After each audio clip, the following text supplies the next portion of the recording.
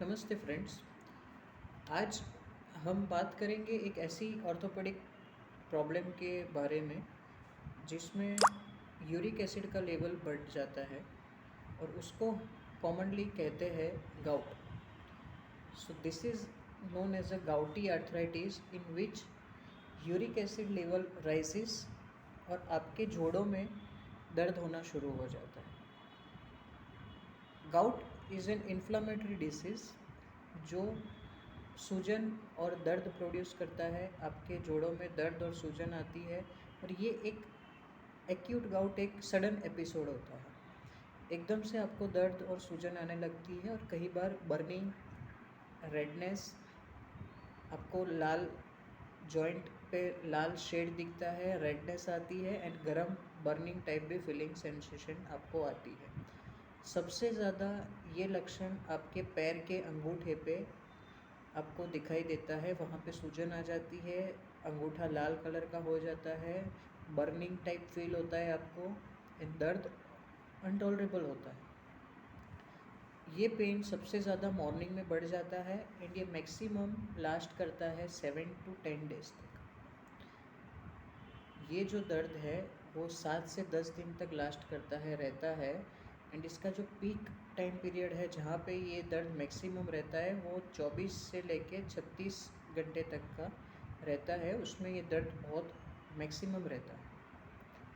So this is about a gouty arthritis symptoms. अभी gout जो problem है जिसमें यूरिक एसिड का शरीर में ब्लड में हमारे लेवल बढ़ जाता है और वो जो यूरिक एसिड के क्रिस्टल है वो हमारे शरीर से बाहर नहीं निकल पाते, जिसके कारण जो एक्स्ट्रा यूरिक एसिड के क्रिस्टल है वो हमारे अलग अलग जॉइंट्स में अलग अलग जोड़ों में जाके डिपॉजिट हो जाते हैं और बीच में जो हमारे टिश्यू होते हैं, कवरिंग होती है जॉइंट्स के बीच में, जोड़ों के बीच में जो घर्षण होने से रोकते हैं, उस जगह पे जाके डिपॉजिट हो जाते हैं, जम जाते हैं ये यूरिक एसिड के क्रिस्टल और आपको पेन करता है, स्वेलिंग आती है, रेडनेस आती है। This is all about gout symptoms. Generally gout start होता है आपके पैर के अंगूठे से, मतलब smaller joint, mainly big toe आपके फुट में, उसको हम पोडाग्रा बोलते हैं मेडिकल लैंग्वेज में। स्मॉल जॉइंट से स्टार्ट होता है, कई बार अपने अपर एक्सट्रीमिटी मतलब हाथों के ये जोड़ों में भी आपको दर्द करता है, इधर सूजन आ जाती है। जैसे ही सुबह उठते हो तो आपको हाथों में सूजन आ जाती है, व्रिस्ट में पेन होता है, सूजन आ जाती है, कोनी में पेन होता है। तो स्मॉल जॉइंट्स से इन्वॉल्वमेंट स्टार्ट होगा, देन बिगर जॉइंट्स में ये शिफ्ट होगा। सो ये एक शिफ्टिंग है। सबसे ज़्यादा पेन बढ़ जाएगा मॉर्निंग में and it may last up to 36 hours also, it may last up to 72 hours also. Main thing is uric acid का लेवल बढ़ा है, उसकी वजह से आपको ये पेन आ रहा है। नाउ ये यूरिक एसिड का लेवल क्यों बढ़ता है? So that is all about the cause of gouty arthritis, कि यूरिक एसिड का लेवल क्यों बढ़ा और हमको ये लक्षण क्यों आए। सो यूरिक एसिड इन लोगों में बढ़ता है जो लोग रेड मीट, मटन का सेवन करते हैं, मीट खाते हैं, देन सी फूड का इंटेक ज़्यादा होता है। दरियाई जो फूड होते हैं, फ़िश है, बाद में सी फूड जितने भी हो गए, फिशेस है डिफरेंट टाइप्स की, वो खाते हैं। उसमें प्यूरिन्स की मात्रा ज़्यादा होती है, प्यूरिन्स, ठीक है। उसके तहत हमारे बॉडी में उसका यूरिक एसिड का क्रिस्टल है वो फिल्टर नहीं हो पाता है और वो डिपॉजिट होना स्टार्ट हो जाता है। तो फर्स्ट इज़ रेड मीट खाने से, नॉनवेज खाने से, then second is sea food खाने से। सी फूड और नॉनवेज ज़्यादा खाने से यूरिक एसिड का क्रिस्टल बढ़ सकता है एंड आपको गाउटी अटैक आ सकते हैं कभी भी।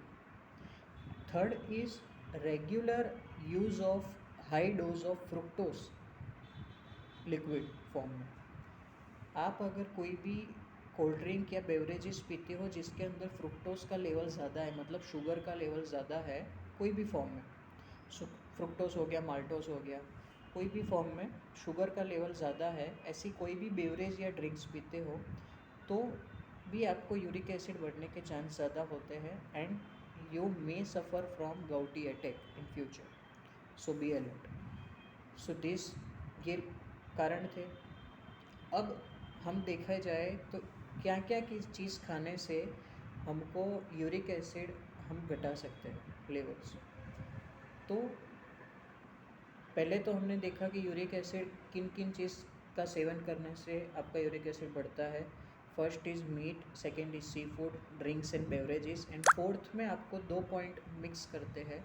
एक होता है ओबेसिटी या तो मोटापा, सेकंड इज़ डायबिटीज़।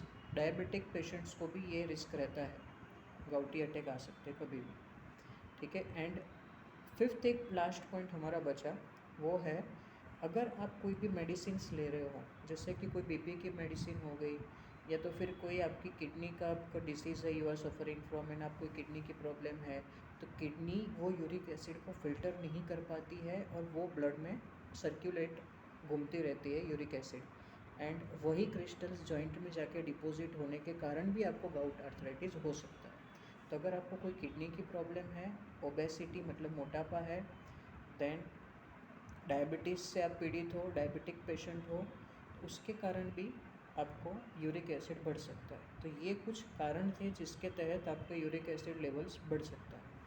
सेकंड, अब हम देखेंगे कि यूरिक एसिड को कम करने के लिए हम क्या करें। यूरिक एसिड को कम करने के लिए हमें रेगुलर एक्सरसाइज करनी पड़ती है कि हमारे जॉइंट को मूवमेंट में रखना पड़ता है, ठीक।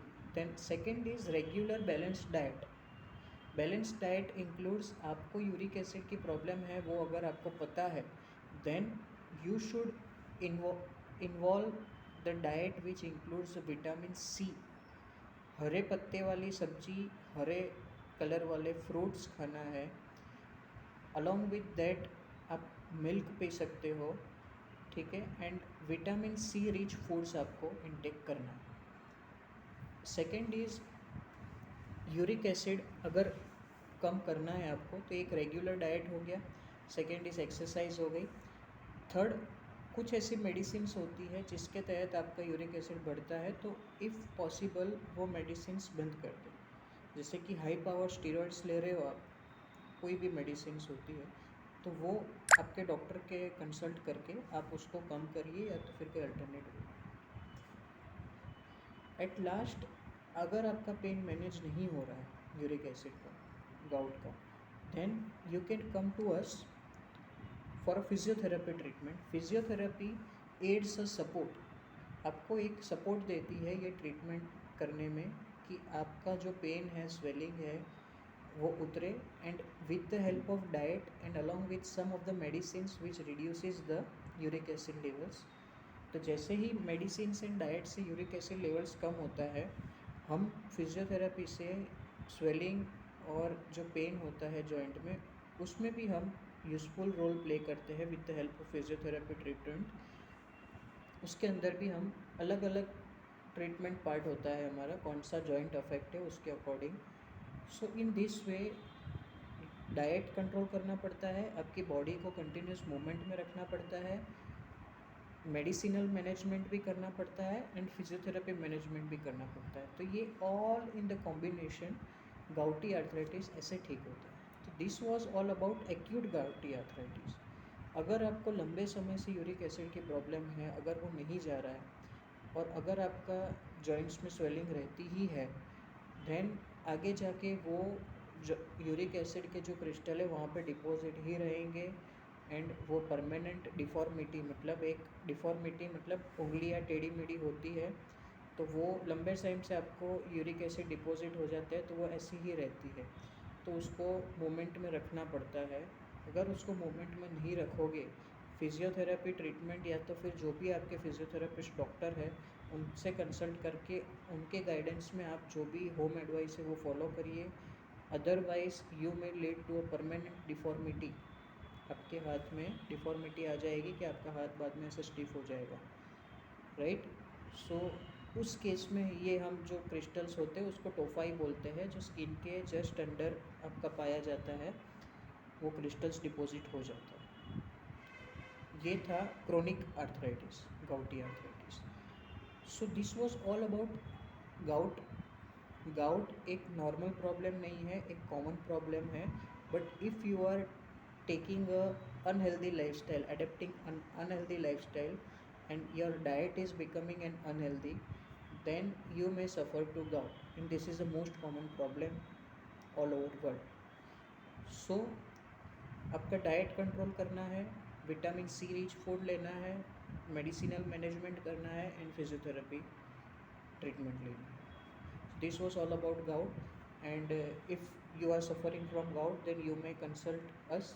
I'm mentioning my contact number, and for appointment also you may consult us. My name is Dr. Shail Bhatt. Thank you so much for watching my video. And here is I am Dr. Shail Bhatt, Swastik Physiotherapy and Wellness Clinic, Ahmedabad. Like, share and subscribe for more and more updates regarding this awareness about each and every diseases of an orthopedic problems. Thank you so much.